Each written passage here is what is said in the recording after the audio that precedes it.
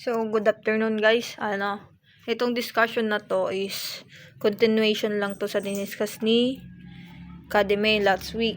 So, tactical procedures to be followed in hostage taking incident. So, these are step-by-step actions police or responder follow to manage the crisis safely. So, the first one is containment of the hostage position, also known as operational containment. So, this step focuses on limiting the crisis area and preventing it from spreading. Sorry guys. So, includes natin dito yung stabilizing of the incident. So, dito, stop the situation from getting worse. Kumbaga, hindi na natin pinapalala or kumbaga yung pinipigilan na natin kaagad kung ano yung mga mangyaring situation. Ganun. So, the second one, determining the exact location of the hostage taker. So, dito, finding the exact location of the hostage taker. Hanapin mo yung exact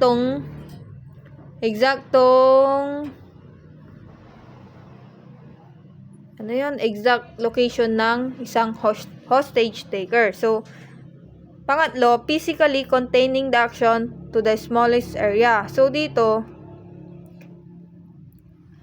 hindi na the area, so, it does not expand. Hindi na natin pinapalaki. So, susunod, isolation of the scene. So, dito, ina-isolate natin yung scene from the public. So, evacuation nearby areas for, evacuation of the adjoining areas. Dito, ina-evacuate natin yung mga kalapit nung, yung place nung nag-hostage para sa kanilang safety. So, dito, blocking avenues for escape. So, dito, binablock natin yung mga pwedeng takasan ng mga hostage taker. Yung, kumbaga, yung mga route, yung mga possible na, daanan ng mga hostage taker. So, number 2, communication. Establishing contact with the hostage taker is the first order of business. This may be initiated by either the hostage taker or the authorities. Once contact established, it is a must to keep communication open and establish the following through the entirety of the negotiation if possible. So, dito, this is the most important step. Kumbaga, ito doon pinaka-importanting step. Kasi, building contact, tas yung trust yung kukunin natin sa hostage takers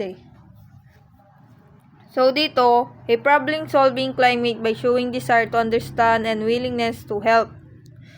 So, kumbaga, keep communication open, ganun. So, dito, sinabi ko, show or understanding willingness to help. Kumbaga, willing kang tulungan mo yung hostage taker. So, dito, sa climate of compromise by adopting give and take attitude by showing a willingness to bargain, yield when necessary. Tactical procedures to be followed in hostage taking incident. So, dito, build a climate compromise. Kumbaga, be patient, ganon, give and take attitude. Kumbaga, susundin mo yung sinasabi nung hostage taker. Kung ano yung kumbaga, ransom, ganon. Depende naman yun, di ba? Basta, yung mo na lang, sa communication mo sa hostage taker, yung hindi ka magagalitin, hindi ka mainit, umantoy. So, visual and audio surveillance. After containing the situation and establishing communication, it is essential to gather information. This can be done through visual and audio surveillance. Help tools for such tasks are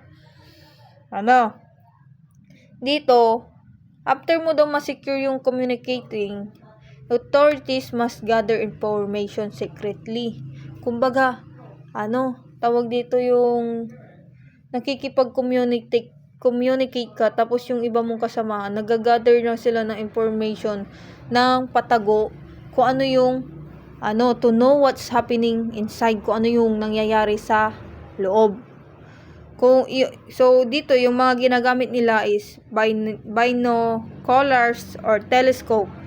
Dito, for distant observation. Tapos, portable searching lights or night vision device. Ito naman yung for visibility in dark areas. Tapos, television camera for live monitoring dyan. Tapos, spy, contact microphones, telephones, and intercoms. For listening, communication. Sa 4 na tayo.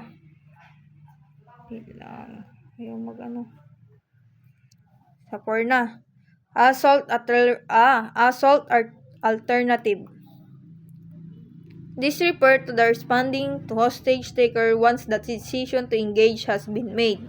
This decision is made with the following consideration. Dito daw, this refers to the use of force na daw. May force na or assault, but only when absolutely necessary, kung kailangan na talaga. Kumbaga, it is a last resort. Used when negotiation is no longer effective or when lives are immediate danger. Kumbaga, hindi mo na kayang pakiusapan na ma-negotiate siya, yung isang hostage taker. Hindi na effective, kumbaga, papautan kung to. Tapos dito, when lives are in immediate danger, kaya yon. Kaya yung ito, condition when it's applied. So, dito, when victims are in imminent danger or injury. Kung dito na ay yung mga victims ay endangered na siya. Ayun, kumbaga, when victims are about to be injured na. So, the second one, when the victims are in imminent danger or death. So, dito, yung kumbaga, when victims are about to be killed na, yung kumbaga, papatay na So, when hostage taker have full control of the crime scene or other potential when the hostage taker has gained the control of the crime scene or potential victim. So, sa dina, if hostage have already been killed. So, dito, in short, the attack or option when the peaceful means fail. Yun lang, guys. Good luck sa quiz. Ay, meron pa pala.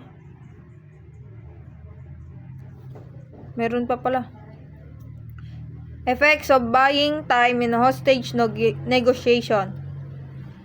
So, dito, buying time in hostage negotiation is the initial concern of all negotiators. This will allow them to gain needed information to assess situation and have an effective negotiation with the hostage taker. Provides negotiator ample space to exercise his or her expertise and eventually achieve her goals. So, dito, buying time means delaying action intentionally to allow negotiator to manage the situation better. Kumbaga, yung pag-negotiate nila, dinidelay na lang nila yung action ng kung ano yung gagawin ng action ng mga hostage taker. It is the first most important strategy. Kumbaga, yun daw yung unang first and most na ginagawa ng isang negotiators. So, yung purpose and effects naman niya is give negotiators time to collect information about the situation. Yun nga, kumukuha sila ng detailed about sa mga action na ginagawa nila sa loob.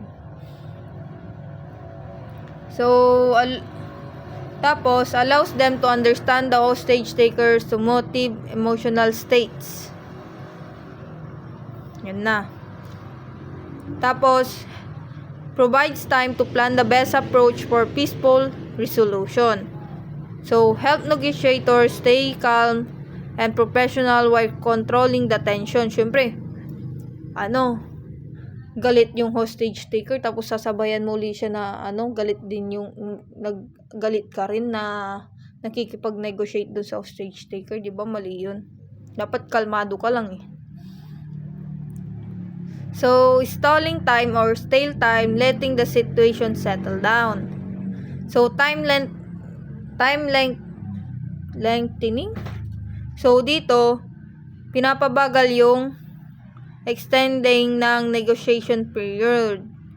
So, delaying tactic. Dito, intentionally slowing things to gain advantage. Yun lang.